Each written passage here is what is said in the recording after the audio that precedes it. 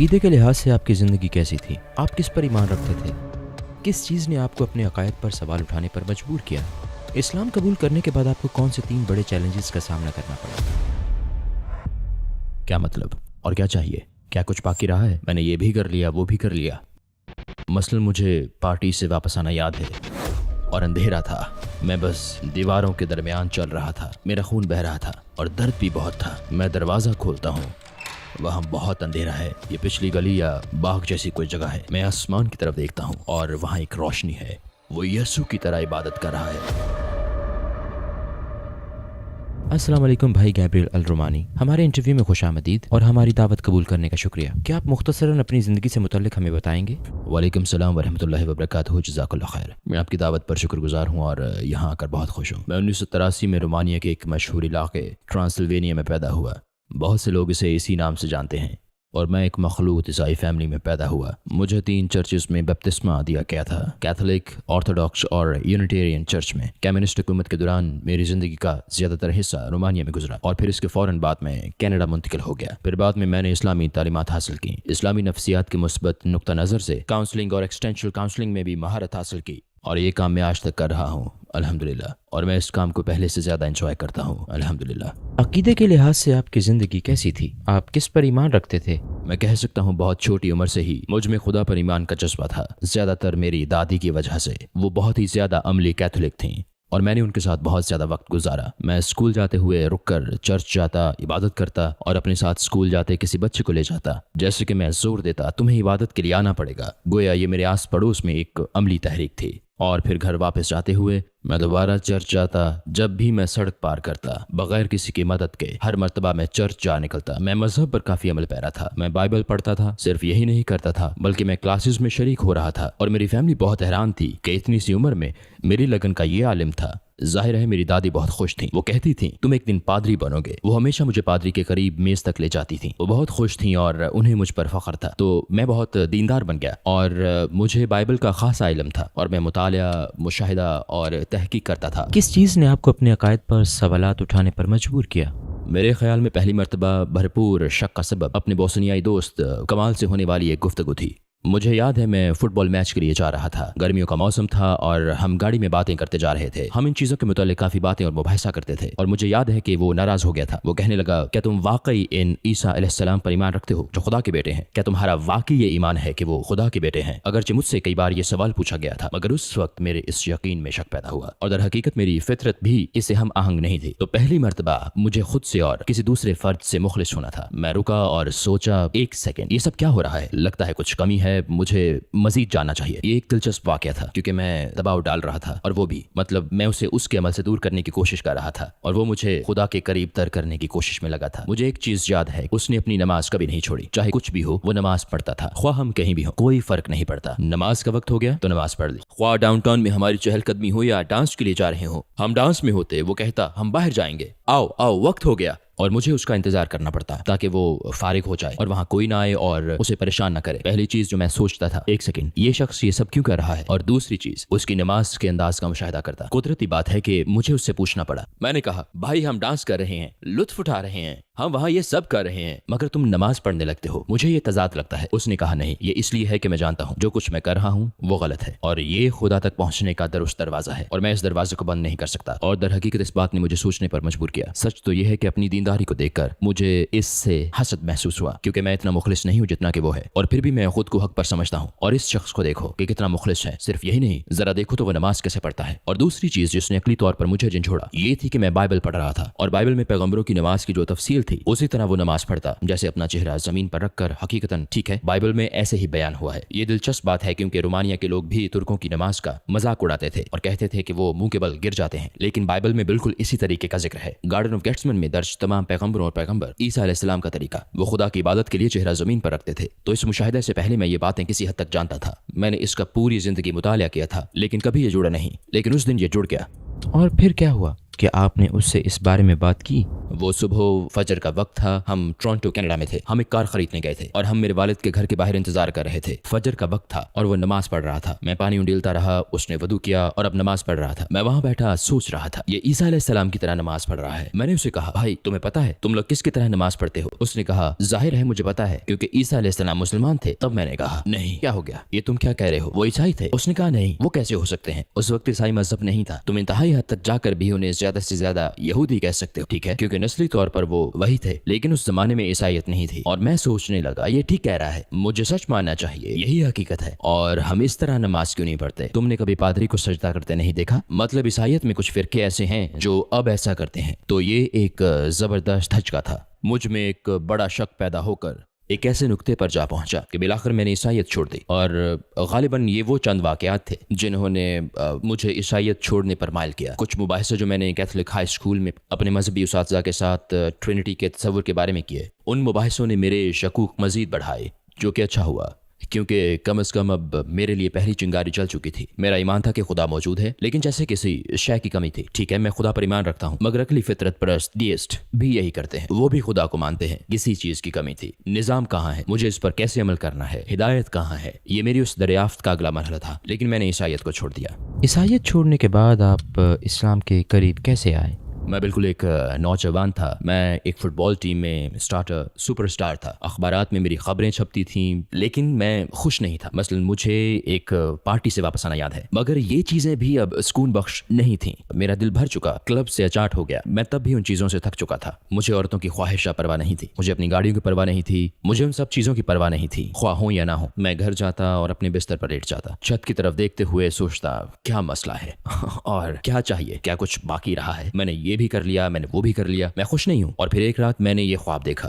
جہاں میں ایک بار پھر ایک پارٹی میں ہوں، اپنے آپ میں مگن ہوں اور اس لڑکی کے پاس سے گزرتا ہوں اور وہ چاقو نکال کر مجھ میں گھونپ دیتی ہے، اور یہ بہت واضح تھا، بہت حقیقی تھا۔ میں نے درد محسوس کیا، میں نے بلیڈ کی ٹھنڈک محسوس کی، اور اندھیرا تھا، میں بس دیواروں کے درمیان چل رہا تھا اور ایک دروازہ آیا، میں دروازے سے گزرتا ہوں اور میرا خون بہ رہا ہے اور درد بھی ہے، اور پھر میں دروازہ کھولتا ہوں، وہاں بہت اندھیرا تھا، وہ پچھلی گلی یا باغ جیسی کوئی جگہ تھی، اور میں آسمان کی طرف دیکھتا ہوں اور اس اندھیرے میں ایک روشنی تھی، اور بس میری روح نکل گئی اور اس کے ساتھ ہی میری آنکھ کھل گئی۔ میں جاگا، میں پسینے میں شرابور اور رو رہا تھا، اور میں روئے جا رہا تھا۔ میں بالکل ان کی طرح تھا جیسے مطلب جب آپ خود کو روک نہیں پاتے۔ میری پہلی سوچ یہ تھی کہ کچھ ہوا ہے، یہ ایک نشانی ہے۔ میں اپنے بھائی اور ماں کو دیکھنے گیا، انہیں چیک کیا، سب ٹھیک ہے۔ میں واپس گیا، میں بس رو رہا تھا، روئے جا رہا تھا، اور میں پورا پسینے میں بھیگ چکا تھا جیسے کسی نے مجھے تالاب میں ڈبویا ہو، اور میرا پورا بستر گیلا تھا۔ میں نے سوچا کہ میں باتھ روم گیا تھا، اور حقیقتاً میرے ساتھ کبھی ایسا نہیں ہوا تھا، لیکن میں جانتا تھا کہ مجھے کچھ کرنا ہے۔ میں جانتا تھا جیسے خدا مجھے بلا رہا ہے، اور میں اپنے انتخاب کی بنیاد محض ایک خواب کو نہیں بنا رہا، لیکن میرے لیے یہ بہت گہری اور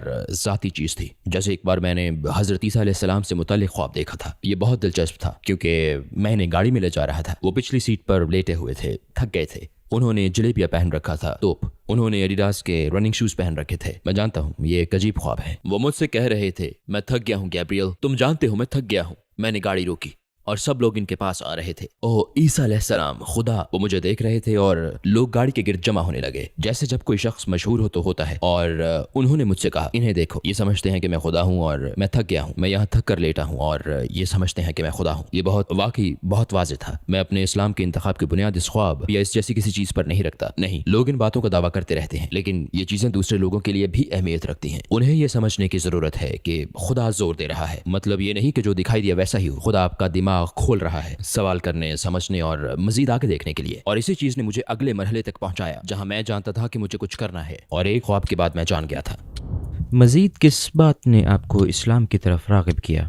مجھے یاد ہے پہلی بار قرآن سننا، اور یہ اتنا دلکش تھا کہ میں اس کا گرویدہ ہو گیا تھا۔ میں اس کا مطلب نہیں جانتا تھا، میں بالکل انجان تھا، میں اس وقت عربی نہیں سمجھتا تھا، لیکن اس تلاوت نے میرے دل کو چھوا، اور اسلام کو سمجھنے کے بعد میں نے محسوس کیا کہ یہ کوئی نئی چیز نہیں تھی۔ میں نے محسوس کیا کہ یہ عالمگیر ہے، گویا یہ ایک تسلسل ہے۔ میں نے خود کو بدلتا ہوا نہیں بلکہ ایڈجسٹ کرتا محسوس کیا، تمام انبیاء کو، پرانے اور نئے صحیفے کو جانتے ہوئے مجھے یوں لگا جیسے اسلام بس آخری صحیفہ ہے، اور پھر آخرکار یہ سمجھنا کہ اسلام اس پیغام کا تسلسل ہے ایک معقول بات ہے۔ جیسے کہ پہلے تھا لا الہ الا اللہ، موسیٰ رسول اللہ، عیسیٰ رسول اللہ، نوح رسول اللہ، ابراہیم، اور اب یہ ہے لا الہ الا اللہ محمد رسول اللہ۔ وہی چیز ہے، اس میں ایک حصہ وہی ہے جو لا الہ الا اللہ ہے، اور دوسرا حصہ بدل رہا ہے جن میں نبی تبدیل ہوئے ہیں۔ یہ لاجواب بات ہے، واحد چیز ہے جو معقول لگتی ہے۔ आखिर ऐसा क्या हुआ कि आपने मुसलमान होने का फैसला कर लिया? मुझे याद है मैं पहले ही यूनिवर्सिटी में था, पहले यूनिवर्सिटी, वहाँ मैं कमाल से दोबारा मिला, वो लाइब्रेरी में था और उस वक्त इंटरनेट सिर्फ मखसूस जगहों पर होता था। मैं मौत के बारे में एक वीडियो देख रहा था और ये अहमद बखातर की नशीद थी, लास्ट ब्रेथ, एक छोटी सी एनिमेशन थी, ये मौत से मुतालिक थी। मैंने इसे देखा और एक बार फिर उसका मुझ पर इतना असर हुआ कि अगर मैं कल मर जाऊं तो क्या होगा, मैं किसके लिए ताखीर कर रहा हूं। वैसे मैं उस वक्त तक मैं पहले ही हर रात कुरान पढ़ रहा था, एक सफ़ा मैं बहुत पुरजोश था। मुझे याद है कि ये एक तरह से मेरी आदत थी, मैं हर रात तकरीबन थोड़ा थोड़ा पढ़ता था। मुझे यूं लगता था जैसे ये मेरे और कुरान के दरमियान एक बहस है, गोया मेरे ये तमाम सवालात हैं और यूं ये सफ़ा पढ़ रहा हूँ, गोया जवाब आ रहा है, गोया मैं अपने जहन में मजीद सवालात पूछ रहा हूँ, मैं कह रहा हूँ नहीं और फिर दोबारा अगला जवाब आता है। क्या ये सब कुछ इस्लाम से पहले होता था? हाँ, और फिर मैं घर वापस जाता, मुझसे मजीद इंतजार नहीं होता था, कुरान मेरे बिस्तर के बिल्कुल पास होता था, मैं पढ़ता था और ये तकरीबन एक लड़ाई की तरह था। और कई बार मैंने हकीकतन महसूस किया जैसे ये मुझसे बात कर रहा है। मैं जानता हूँ कि लोग सोचते थे आखिर ये क्या है, लेकिन जैसे ही मैं उठा और जो कुछ भी हो मेरे जहन में जो भी होता, यानी मैं किसी सवाल पर सोच रहा होता और इसे खोलता तो ये वहीं से खुलता और उसी सफ़े पर जवाब मौजूद पाता। और इससे आपको ये एहसास मिलता है कि क्या हो रहा है, जैसे अल्लाह आपको देख रहा है, अल्लाह बात कर रहा है। इसीलिए बाज़ उलमा कहते हैं अगर तुम अल्लाह से बात करना चाहते हो तो दुआ करो, अगर तुम चाहते हो कि अल्लाह तुमसे बात करे तो कुरान पढ़ो। इस्लाम की तरफ आपके सफ़र के आखिरी मराहिल क्या थे? अस्सलामुअलैकुम भाई और बहनों, हमने देखा है कि हमारे 80% नाजरीन बाशुमूल इस वीडियो के ने हमारे चैनल को सब्सक्राइब नहीं किया है। जैसा कि आप जानते हैं हम एक गैर मुनाफा बख्श तंजीम है और हमने अपनी वीडियोस पर एड्स बंद रखी हैं, लिहाजा हम सिर्फ इसलिए ही कह रहे हैं ताकि सच्चाई को फैलाया जाए। ये एक छोटा सा अमल लग सकता है लेकिन इंशाअल्लाह ये बहुत से लोगों के लिए रहनुमाई का जरिया होगा। आइए अब सब्सक्राइब बटन पर क्लिक करें और एक साथ चलें अब्दियत की तरफ। इस्लाम की तरफ आपके सफ़र के आखिरी मराहिल क्या थे?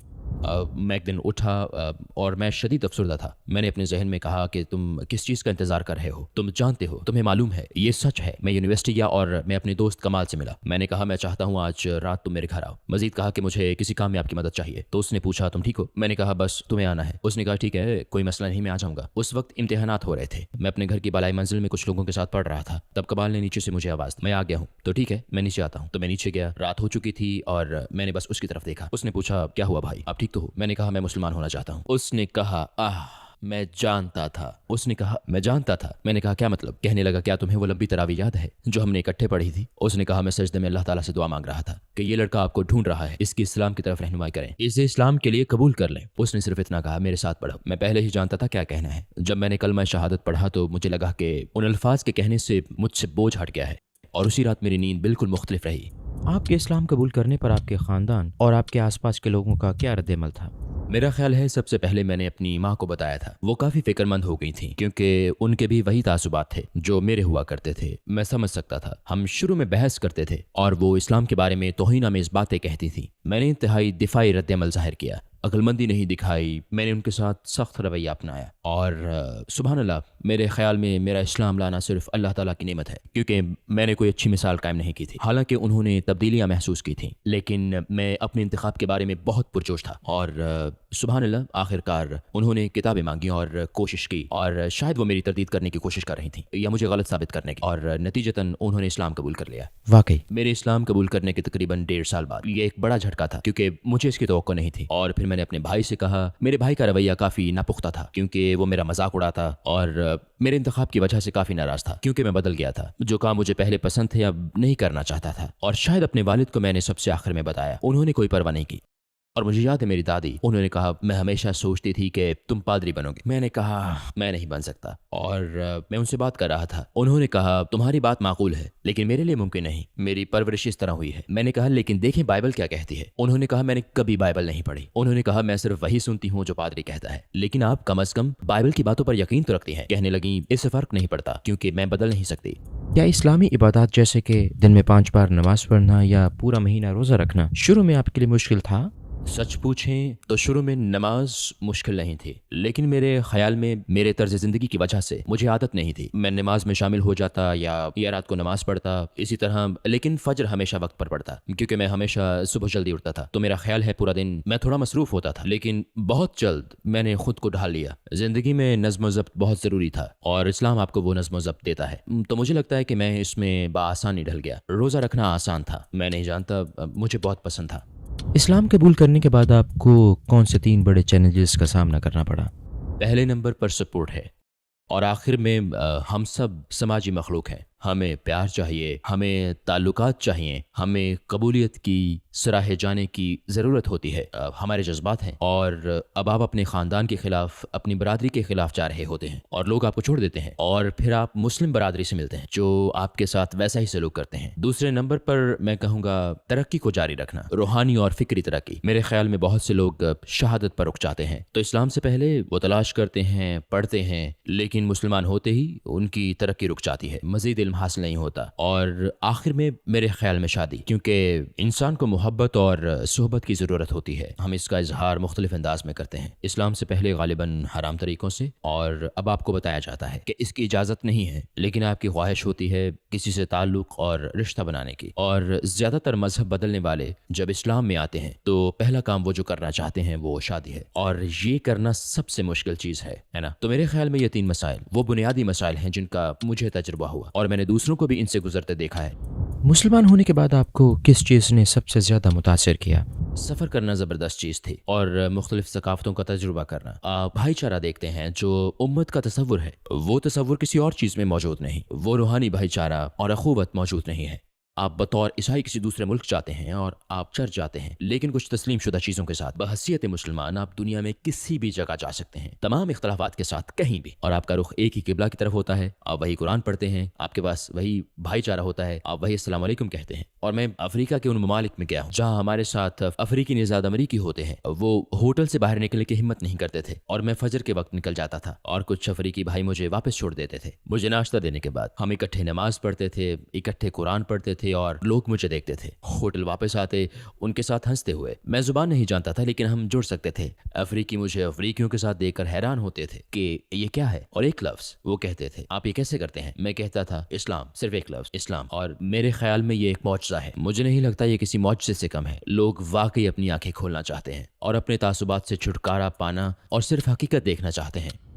नबी सल्लल्लाहु अलैहि वसल्लम की वो कौन सी सिफ़त है जिसने आपको सबसे ज़्यादा मुतासिर किया? नबी सल्लल्लाहु अलैहि वसल्लम हमेशा किसी न किसी तरह अपने मुखातिब लोगों के मुताबिक खुद को ढाल लेते थे। ये उनकी एक हैरत अंगेज खूबी थी। उनका रवैया तमाम लोगों के साथ कभी एक जैसा नहीं होता था। वो हमेशा इंसाफ करते थे, लेकिन अगर कोई बच्चा उनके पास आता तो वो एडजस्ट करते थे। अगर सहरा में रहने वाला किसी बद्दू को मारने आता तो वो एडजस्ट करते थे। अगर पढ़े लिखे लोग उनके पास आते तो वो एडजस्ट करते थे। वो सबके लिए गुंजाइश पैदा करते थे। कोई औरत उनसे बात करती तो वो एडजस्ट करते थे। वो हमेशा अवाम की सतह पर आते, हत्ता कि अपना बोलने का अंदाज या रवैया भी तब्दील कर लेते, हत्ता कि लोग कभी एक ही सवाल बार बार करते, लेकिन उनके पस मंजर को जानते हुए वो उन्हें ऐसा जवाब देते जिससे वो बात समझ जाते और इससे उन्हें आपस में जुड़ने और उनकी जिंदगी के लिए जरूरी तब्दीली लाने में मदद मिलती। मेरा ख्याल है ये बहुत जबरदस्त बात है। मुझे इस्लाम के बारे में कोई अहम बात बताएं जो आप गैर मुस्लिमों को बताना चाहते हैं। मेरे ख्याल में इस्लाम के बारे में सबसे अहम बात गैर मुस्लिमों को ये मालूम होनी चाहिए कि इस्लाम कोई मजहब नहीं है, ये खुद एक जिंदगी है। अगर आप समझते हैं कि इस्लाम जिंदगी गुजारने का एक तरीका है, तर्ज जिंदगी नहीं, माजरत शायद हमें मुहतात रहना पड़ेगा, तो जिंदगी गुजारने का यही तरीका है। आपके तमाम मसाइल का हल है और आपके तमाम वजूदी सवालात का जवाब है। हर इंसान के सवालात होते हैं। मुझसे ये ना कहो कि उनके सवालात नहीं है। जब आप बिस्तर पर लेटते हैं रात 11 या 2 बजे, आपको नींद नहीं आती तो आप इन तमाम मसाइल के बारे में सोचते हैं। इस्लाम इस दुनिया का हर मसला हल कर देगा।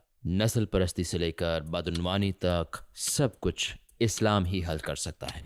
आप इस वक्त कौन से प्रोजेक्ट्स पर काम कर रहे हैं? मैं अभी 2 प्रोजेक्ट्स पर सबसे ज़्यादा तवज्जो दे रहा हूँ, जो कि तालीम और काउंसलिंग है, क्योंकि फिर वही बात है कि मैं इस्लाम में नया हूँ और समझने की कोशिश कर रहा हूँ कि मैं कहाँ फिट हो सकता हूँ, मैं उम्मत के कौन से मसाइल हल कर सकता हूँ। तो मैंने महसूस किया कि तालीम बहुत ज़रूरी है। अभी मेरी तवज्जो रोमानिया में रोमानिया के लोगों, मुसलमानों और गैर मुस्लिमों को तालीम देने पर है। लिहाजा हमने रोमानिया की ज़ुबान में ऐसी किताबों का तर्जुमा किया है जिनका पहले कभी तर्जुमा नहीं किया गया। जैसा कि हम बात कर रहे हैं कि उनकी पहली तफसीर अल-मुख्तसर फी तफसीर है। रोमानिया की ज़ुबान में कोई तफसीर नहीं थी और ये पहली तफसीर है जिसका रोमानिया की ज़ुबान में तर्जुमा किया गया। तो यकीनन ये बहुत बड़ा सदका जारिया होगा इंशाअल्लाह। हमने कुरान और बहुत सी दूसरी किताबों का तर्जुमा भी किया है, बच्चों की क्लासेस, बालिगों की क्लासेस, और बस इस्लाम की दावत अमूमन मुख्तलिफ गैर मुस्लिमों के लिए। तो आखिर में आप क्या कहना चाहेंगे? मुखलिस रहें, یہ آپ کے کام میں شاید سب سے مشکل چیز ہے۔ احادیث کی ہر کتاب کا آغاز اس حدیث سے ہوتا ہے، انما الاعمال بالنیات، اعمال کا دار و مدار نیتوں پر ہے، کیونکہ یہ نیت ہے، خلوص ہے، اخلاص ہے، جیسا کہ سفیان ثوری رحمۃ اللہ علیہ نے فرمایا، ما علجت شیئا علی شد من نیتی، مجھ پر میری نیت سے بڑھ کر کوئی معاملہ سخت ترین نہیں رہا۔ اخلاص، اگر آپ مخلص ہیں، اگر آپ واقعی خدا کو چاہتے ہیں، آپ اللہ تعالیٰ کو چاہتے ہیں، تو آپ اسے تلاش کر لیں گے، اسے پا لیں گے۔ لہٰذا اگر آپ مخلص ہیں تو آپ زندگی میں جو کچھ بھی کرتے ہیں، میرا خیال ہے آخر میں نتیجہ ہمیشہ مثبت ہوتا ہے۔ گیبریل بھائی، اس خوبصورت انٹرویو کے لیے آپ کا شکریہ، اور امید ہے کہ ہم دوبارہ ملیں گے۔ انشاءاللہ، بارک اللہ فیک، اللہ آپ پر رحم کرے۔